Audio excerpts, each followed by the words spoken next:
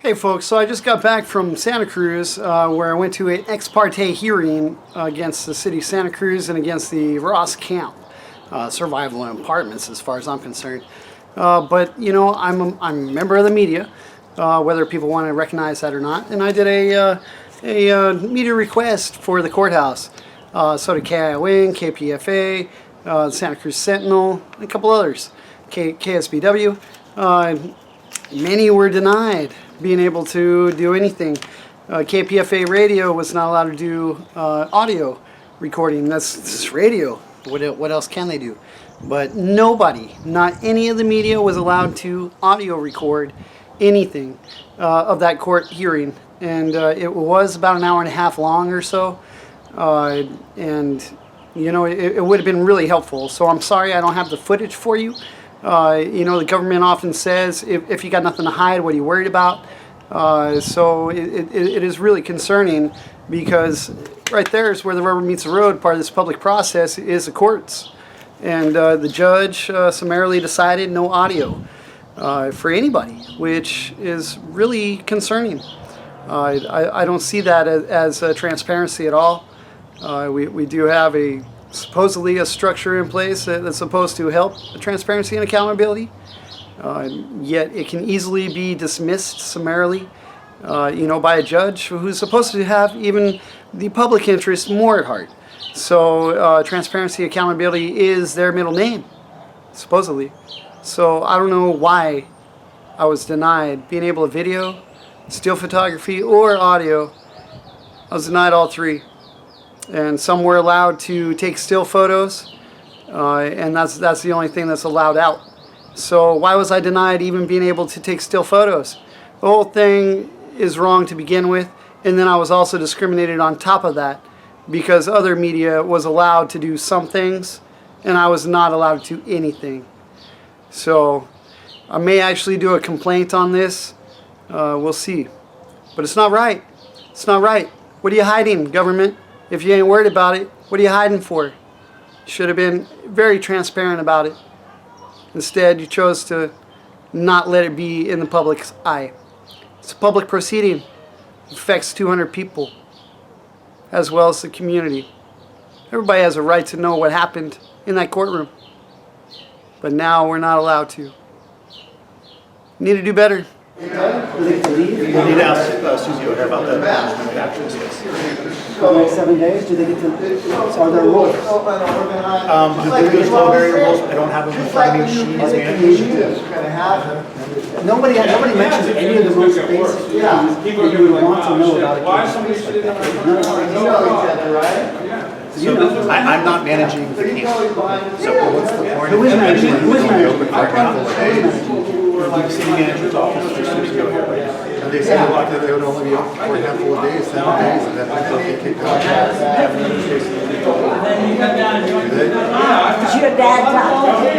I do, yes. That was my dad's dad. I know he's still alive. No, he passed away about 2.5 years ago. I miss him. He was a conscientious objector. Can you tell us where that alternative station would be?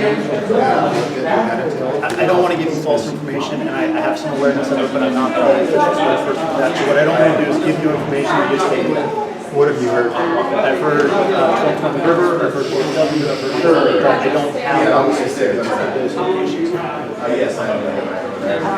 Thank you. We'll make it short, speak to the point. First, last name and title, please. Jason Hyde, Fire Chief, Santa Cruz City Fire Department. And just can you just spell your last name for me, please? HAJ-DUK. So, can you tell me what the plan is in the next 48 hours to happen at the Ross and where it is?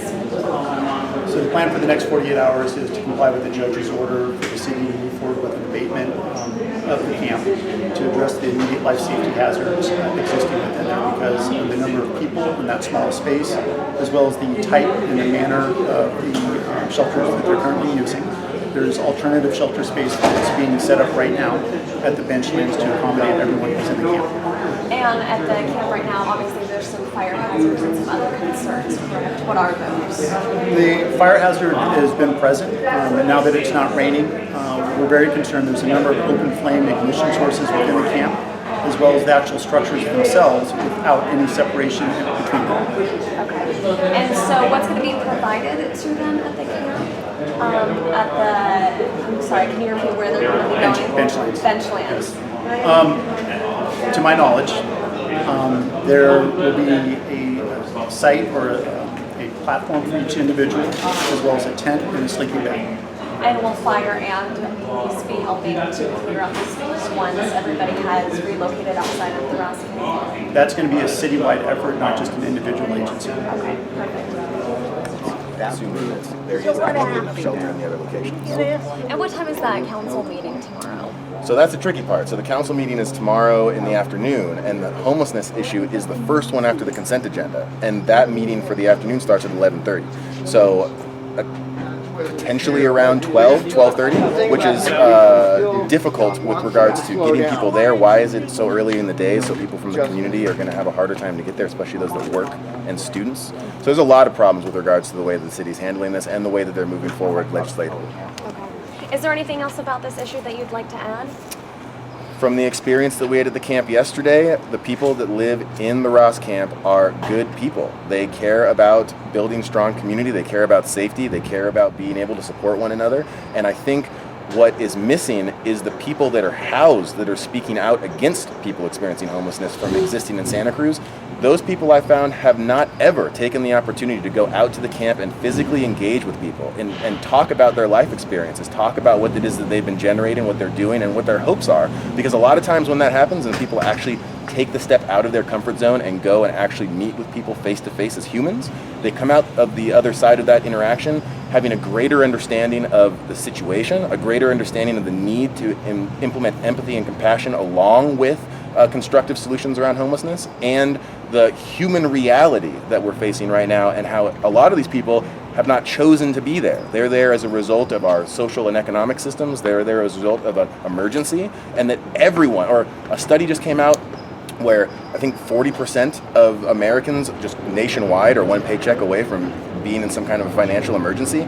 So take that and cascade that across Santa Cruz. There are so many of us here in Santa Cruz that, especially with the cost of living here, we could be homeless tomorrow if something goes wrong. And this is the result, like I mentioned before, of poor legislation for decades in Santa Cruz, no affordable housing, no regulated housing markets, so we see skyrocketing rents, no living wage jobs, and it results in people living on the streets.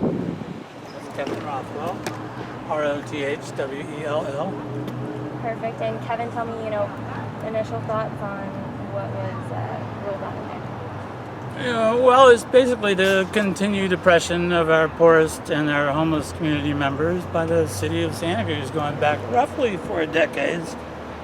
The city wants its trajectory to be something along the lines of a seaside Palo Alto, Stanford and by the sea, something along those lines. And it's pretty much the trajectory that it's been achieving, particularly since the Loma Prieta earthquake. It's been very successful and rebuilding a robust economy, something that was only a dream before the Loma Prieta earthquake.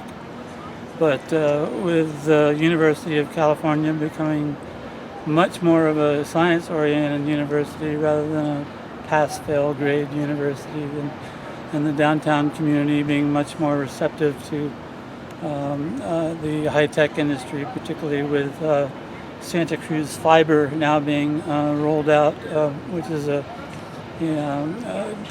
combined effort by the city of Santa Cruz and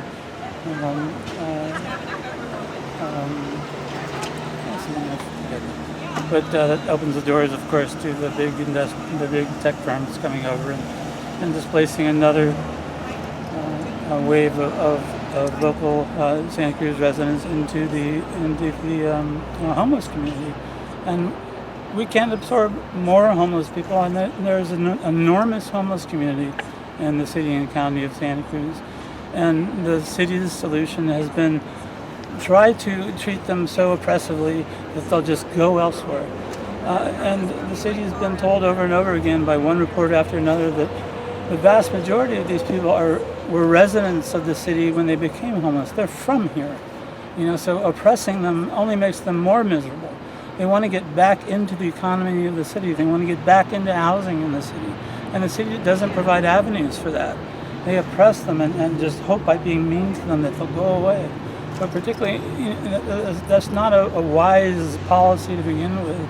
But in the aftermath of the ruling by the Ninth Circuit Court of Appeals that's patently unconstitutional, the city is putting the entire community at risk of liability lawsuits. It's going to take all kinds of money away from needed services to pay liability lawsuits. Who's thinking about what we're really doing here? I mean, it's just hate on the part of the city. Is all it is hatred. Get these people out of here so we can have our high-tech industry by the city and we can all make money with this gleaming high-tech.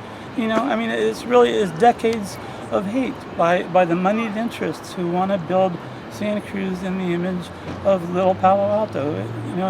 Historically, Santa Cruz has been Berkeley's little sister. Keep Santa Cruz weird, and that's been wonderful. That's been quirky Santa Cruz, and that's been an image that sells. But we're trying to rebuild Santa Cruz into, the high-tech city by the sea, and so that's sort of the tug of war where we are. And this is a continuation of it by the moneyed interests who really want the luster of the gleaming tech center by the sea. So I don't know where it's going. Do you?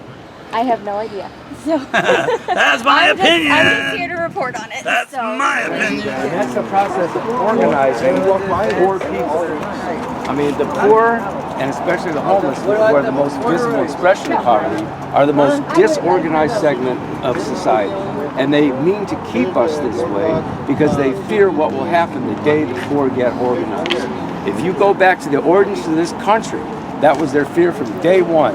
These poor white indentured servants and these African slaves would somehow get together. And the whole concept of racism was developed out of that fear. Am I right? That's right, Bacon's Rebellion. And I would like you to say what you just said on a loudspeaker, because then maybe... There is one, but I don't know that... Let me finish my thought here, because my thought is that organizing is not just about getting with a loudspeaker and broadcasting a big message. Organizing at this stage is about identifying leaders and consolidating those leaders into leadership bodies. That is it. It's more important than a loudspeaker. It's more important than getting out in big numbers, because most of the people in this camp are scared.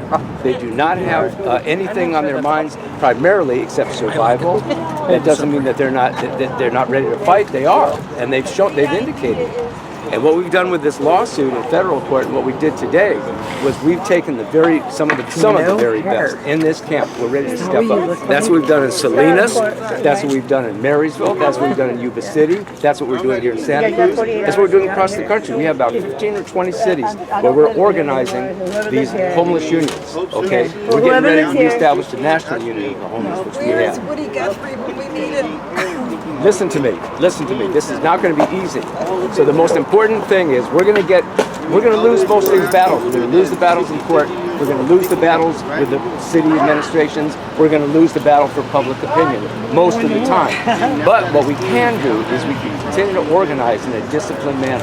The first step is to bring leaders together, for those leaders to stick and stay. Okay, they're going to put up a new camp. That camp has to be organized by the homeless union. It has to be organized by the leaders here. Do you think they're going to let me in there? So that as much as possible. What? What'd you say? So do you think they're going to let me in there? That new camp? They can't stop you from getting in there, and if they do, then we raise a constitutional challenge.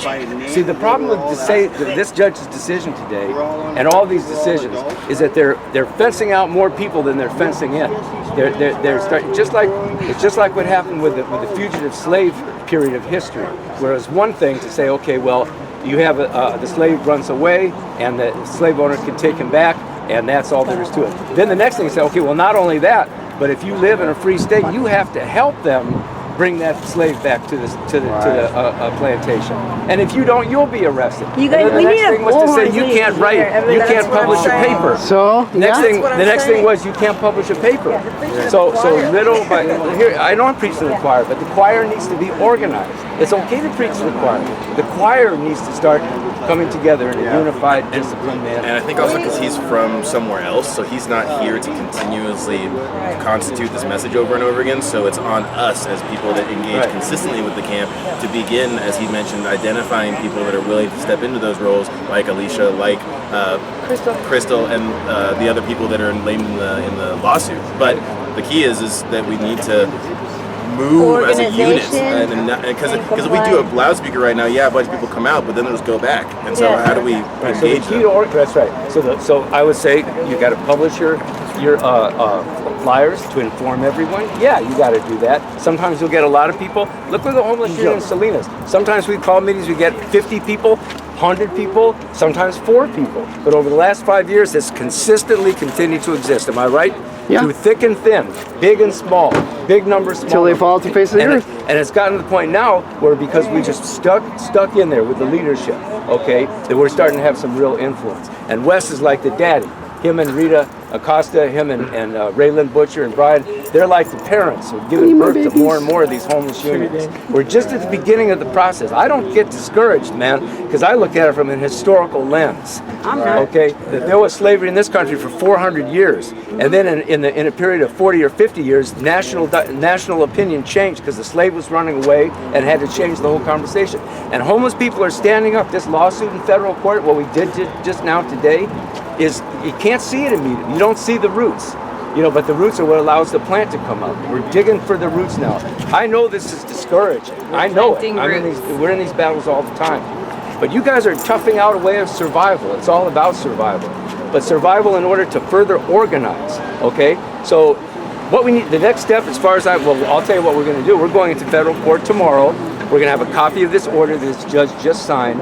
I mean, can you imagine the utter contempt to take the fire chief's word and disregard the word of a sitting city council member? I mean, Drew had a declaration directly refuting what that fire chief said about conditions in this camp, and the court wouldn't even consider it. And we're going to tell the federal court about that tomorrow.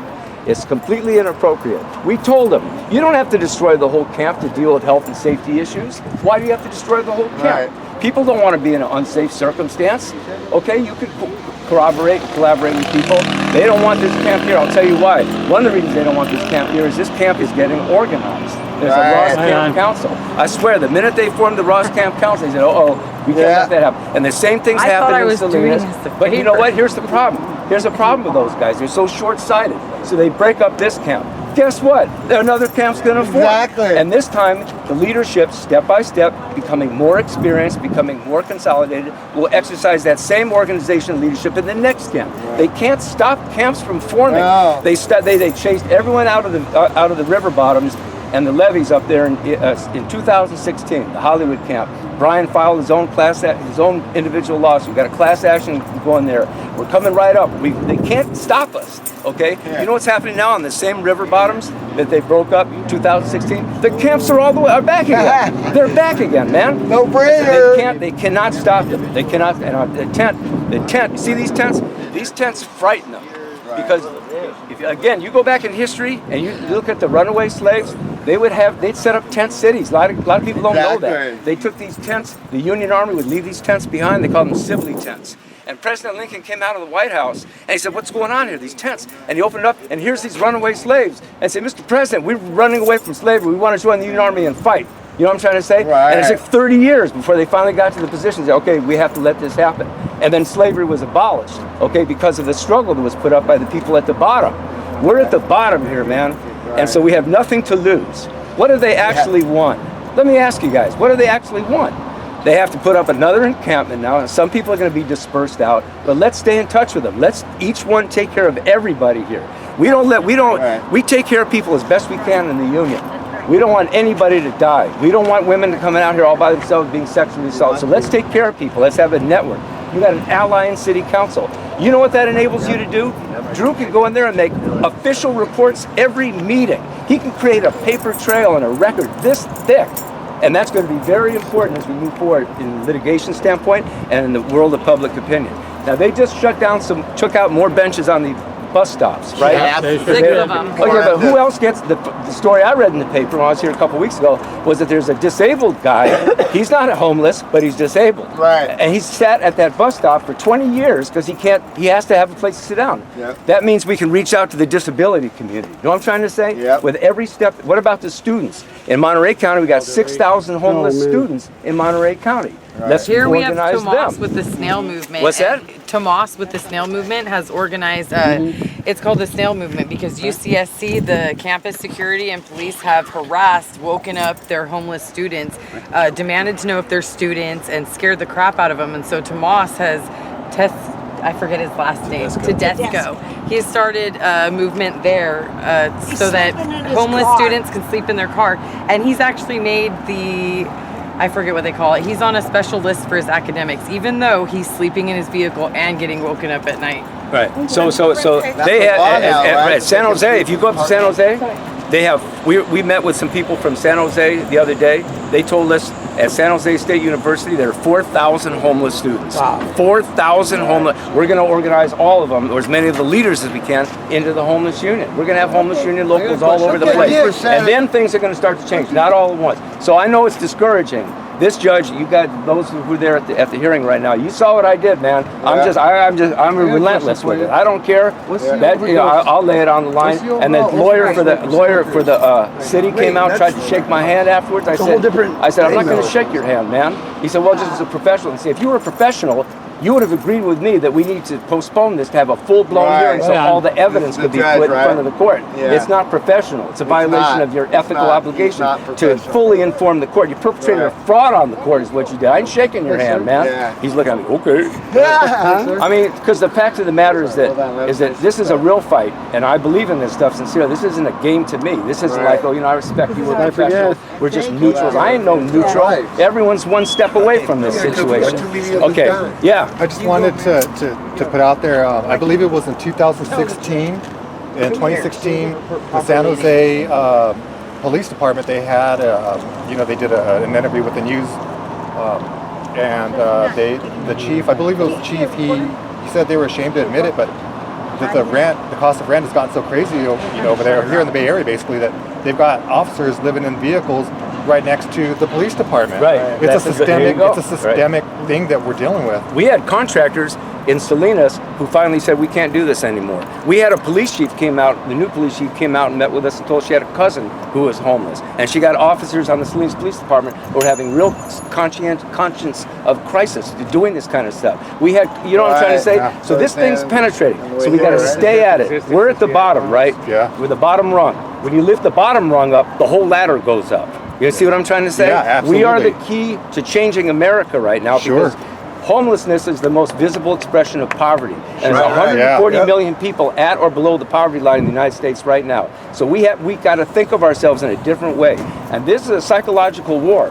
And they may have won in that court, but we can't let them win the psychological war. Because the psychological war is you ain't shit. We had a guy in pardon me, I usually don't curse. We had a guy in Yuba County, a Yuba County code enforcement officer. We're going to put this out on YouTube for you guys to see. And he came up on a woman who was living in her RV, and she had permission to be on the property. And they got into it, and he got into it with this woman, and he drove away and he said, "You're a homeless piece of shit." That's what he said. This guy is already a defendant in a class action lawsuit that we filed last year. He's already a defendant. We're going to take his deposition. But he articulated their viewpoint. Well, we're not pieces of shit. And what we're doing here in Santa Cruz proves it. How can a piece of shit have a lawsuit? How can a piece of shit organize? How can they appreciate what's going on here? We're human beings, and they dehumanize people by breaking up these camps. And we're right at the same level in history that we had before the Civil War, and we're entering into a new Civil War. And we're family out here. You know what I mean? This is our community. This is our family. This is where I'm safe. I'm going together. Yes, this is where anybody if I need help, guess where I come? I come right here to my community. I feel safe here. And anything I need, I can get here. That's right.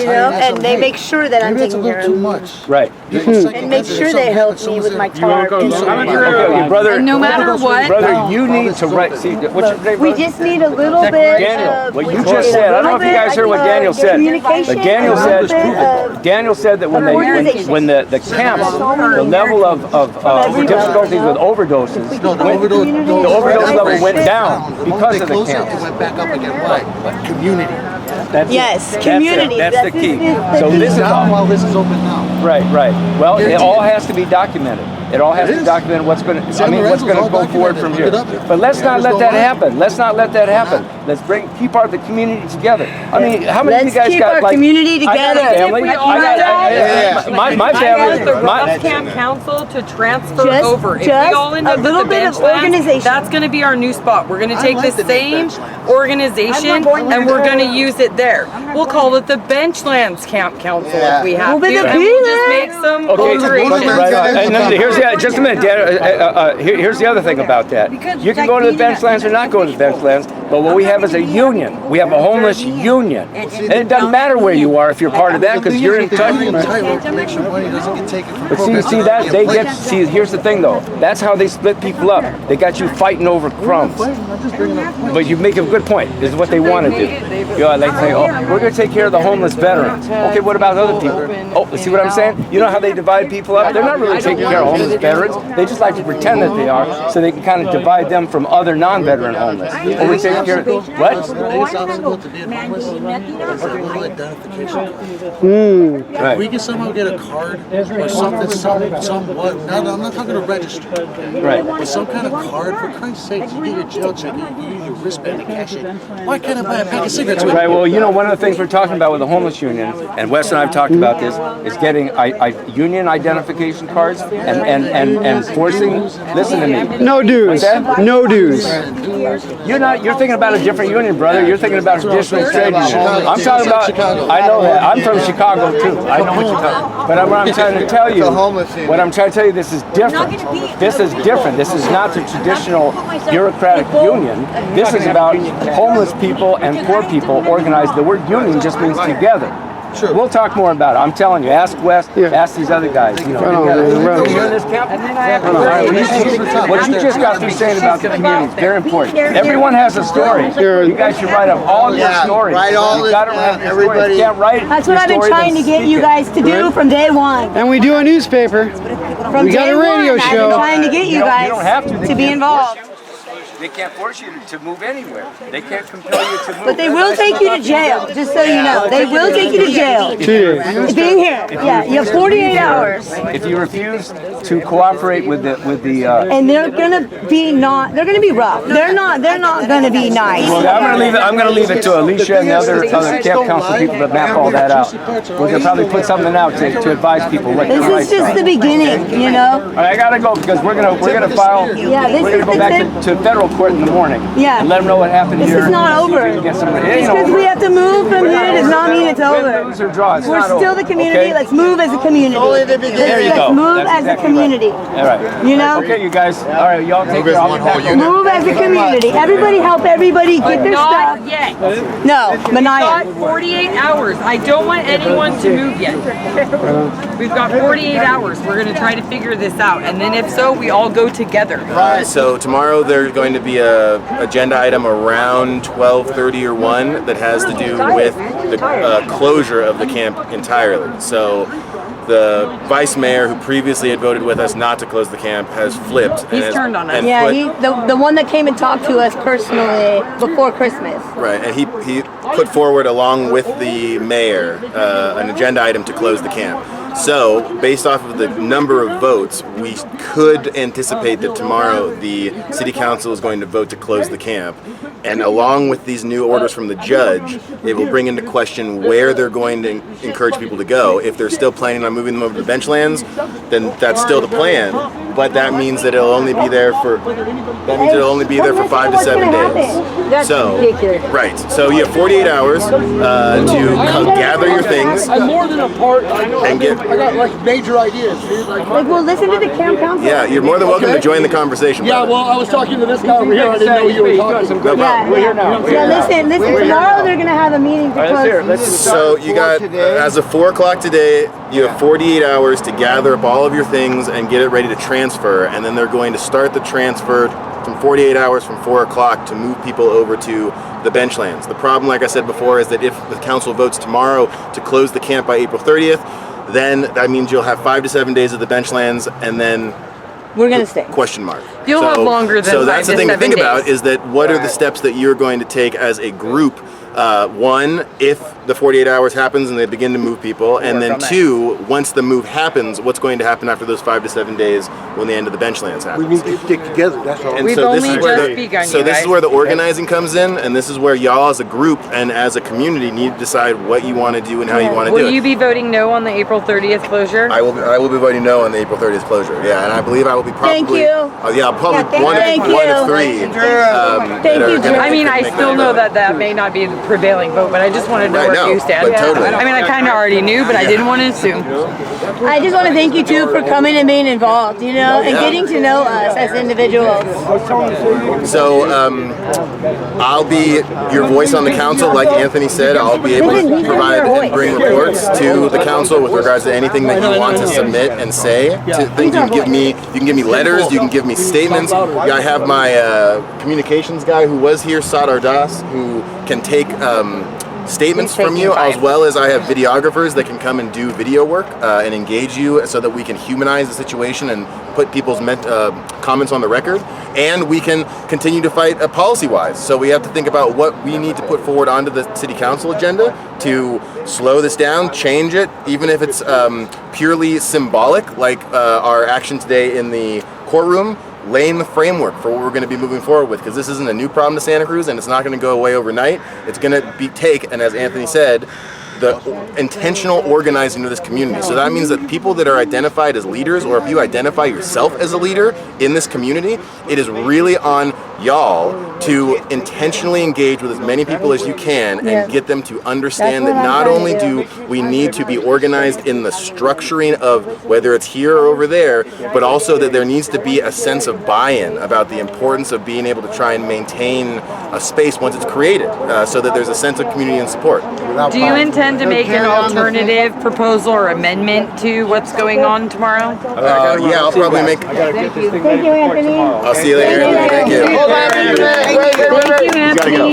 Gotta go. This is an important question you might need to answer. So tomorrow, I'll make the motion that instead of closing the camp to do the renovations, I would like to see it done in portions so that we can move small portions of people over to another location, do that third of the center, take out the dirt, redo the dirt, do the spacing, and then move everyone back in with the tents that are provided from the city. It's not like it has to. I would totally co-sign that. Right. Yeah. With the fire department direction, right? Why does it have to be moved? Why can't they just? No, that's Because what we're of the talking about. fire. Whoever had the fire. No, wait. If they're going to get Ruined new it. tents, okay, they should be fireproof. Number one. But why aren't can't all you tents do fireproof? one tent at a time, put it back down after it's clean, and not move the camp? I would imagine they're going to argue for heavy machinery.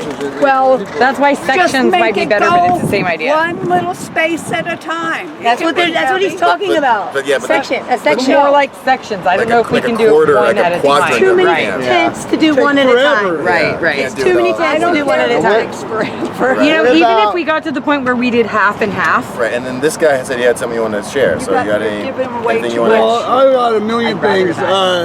What's your name? I'm Drew. I'm Terry Ford Jr. Terry, it's nice to meet you.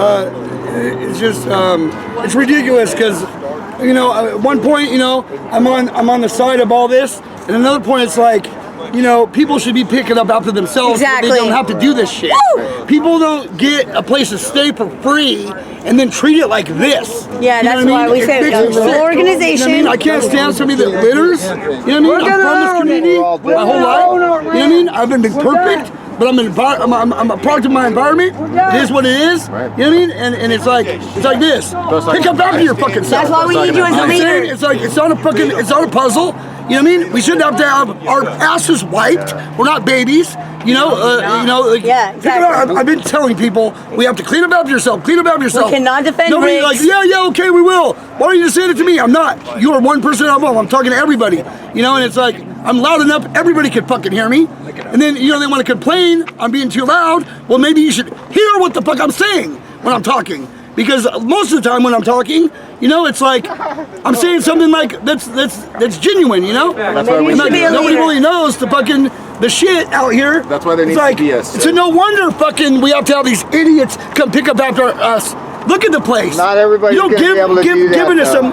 What do you mean? So that wait, that's You don't have to be fucking rich to be clean. That's dude. why it's so important for us to have an established structure of leadership within the community, so that there are people that can come together and then decide on a set of guidelines of what we want to do as a community for it to function, and then people can work to buy into it and help to build it together. The ones that don't want to comply, you can be self-managed by the council. Yes. No, it will not be. But That's they said that they had management. Right, Who's going to be managing the bench I don't know who land? the management structure is And over then there. I was curious because I thought that the reason why we hadn't done this like as a transitional encampment was because we didn't have exactly what they're proposing that we do have now. And what I want to know is suddenly why they found a did the location, Rangers they send found me a here? manager, Right. and they've got tents. It How goes did to they show do you all how that? quickly the city can move when it wants to move. Yeah, and why did the Rangers how much send it me can detour here? and obstruct things when it wants to slow down and But they didn't want to eliminate include obstacles. us in any of that. And the cart's driving the horse. I'm sorry, we're gonna go here and then back over here. What about me? There you go. Can we ride a mandamus? I've been trying for a while. Okay, Ryan, hold on a second. Can we ride a mandamus? What's that? A what? A mandamus. What is a mandamus? I don't know It's what a that is. grievance, emergency grievance to a higher court. Make the lower court. But we're going. Yeah, that's we what are I- already doing that. We're Billy. trying We're doing that. preparation if that's not successful. Right? I mean, why does the city have to provide any of that, right? Because I don't believe the city owes me anything. I'm homeless by my own volition, right? But quit criminalizing me for falling asleep, right? That's all. You know what I mean? If I fall asleep, don't make me a damn criminal for a bodily function I cannot help. I can only stay awake so long, right? Totally. It depends on where you're sleeping and the structures that you're sleeping in and how that functions, and so that's where it comes down to. I've been given a camping ticket because I was sitting at a bus stop and I fell asleep there. Right. So Right, so that's moving the way forward, out. even if there's not enough shelter, you won't be getting citations for camping anymore because we don't have enough Just shelter. we're going to be space. getting citations for trespassing. You could get citations for trespassing or other kinds of things. Everything else. So Even that's- bigger than That's camping. what I'm going to be approaching. Loitering. Also, This like is exactly what Martin versus Boise was meant to not do, though. to displace people. Because I mean, we're one step away from a FEMA camp here, right? Yeah, and then exactly. That is the wrong place. That is the wrong road. We're fighting for that. One of the best ones. Entitlement's going to get them right into a FEMA camp. And that's what they've done in every other So state. that's why we want to break away from the sense of entitlement and focus more on the sense of community and Community, leadership. you Because guys. if you all have a focused vision of what it is you want to see, right? If you all as a group have a focused vision. Of what you want to see, and then I don't live here. and the structure it. Well, Here to help. That's okay. Thank you for being here to help. Lion. I was going to ask, once it's moved over to the bench lands, what kind of timeline is going to be about eviction if the people over there don't want to leave?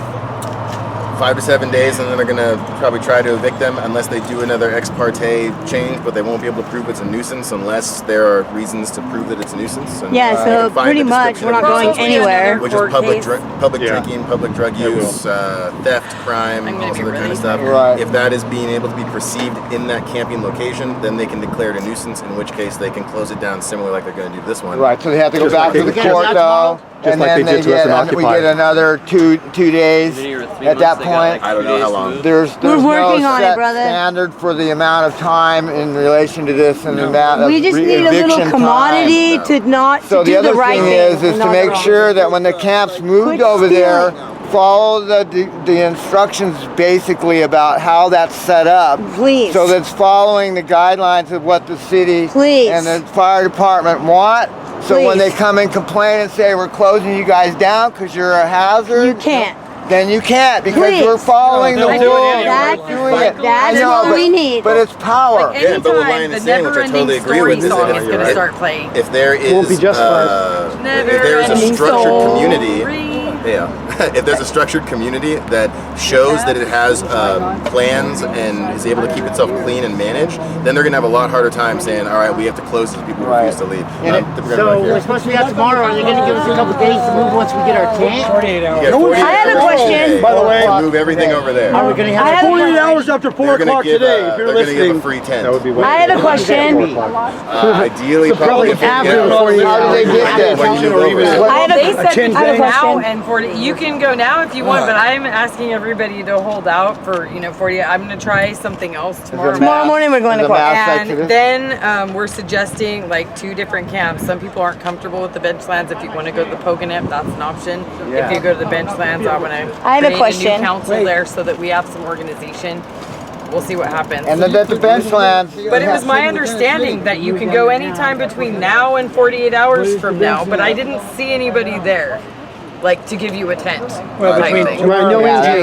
No intake ready. Yeah, go ahead. My question is, okay, we're a health and safety nuisance to the community. I'm wondering, do they have available showers where we're going? And do they have any access to laundry and somewhere where we can have our hygiene, To answer those questions, I was read that it would have hygiene, like the same thing here, a bathroom and hand washing. And that's it. So what's the difference? No shower, no laundry vouchers. There So is what's no the difference? So they're setting it except up for the for tent and the little bit of structure that they're giving it. There is no setting difference. it up for failure. The other thing that happen with the move is to make sure that people go and have their own little neighborhoods within it and be able to set that up the next place. No, because that's that sense of the time when thinking they owe you that. Right? Well, that's okay. We're fighting for our amendments. Town now, right? We can free to use them. Yeah, we're fighting for our amendment rights right now. Don't worry, we got this. Our attorney got this. Thank you, everyone. It's 4 o'clock, so I have to leave right now. All right, Drew. Thank you so much. I'm giving the fist, everybody. Boom. Yeah. Thank you. Thank you for being here. Boom. Oh, great on. Thank you for being on our side. You know, we're gonna need somebody that's got some kind of intolerance. Yeah, exactly. And like I said, we're give me not all documents and pieces of records shit, and all that kind of you know? stuff. And then also, let's work on creating a more structured meeting understanding and a clear identification of who these leaders are, because we need to be able to actually like sit and have a conversation and not have people consistently yelling over us. Just because, I mean, like the same thing back when you were cleaning up cigarette butts, seemingly to look like you're doing something authentically legitimate. What we really actually need to do is build a real movement. We were trying 6 months ago to build a movement long before you got into city council. I'm just like frustrated. I think the left this is the lowest common denominator city, and this guy 20 years in, we haven't progressed at all from that. I really appreciate what you've been doing the last few months around transitional encampments, but it's driven us miles away. How do we coalesce the community, get it together authentically, not just take the loudest, most aggressive person, doesn't actually represent this encampment, other than words, and then and say this is a thing. It's inauthentic. How do we build authenticity for the people we say we care about? So we show up on the scene, and all of a sudden, within 6 months, we're just the point person for homelessness. No, I don't even see you as authentic. Okay. It's just I see you as just. I mean, your work has been fucking awesome, but if somebody's been challenging this system and trying to hold vision, build awareness, build what I've actually seen is a tearing down. Oh yeah, of course I'm caustic and divisive because somebody has to call bullshit on this stuff.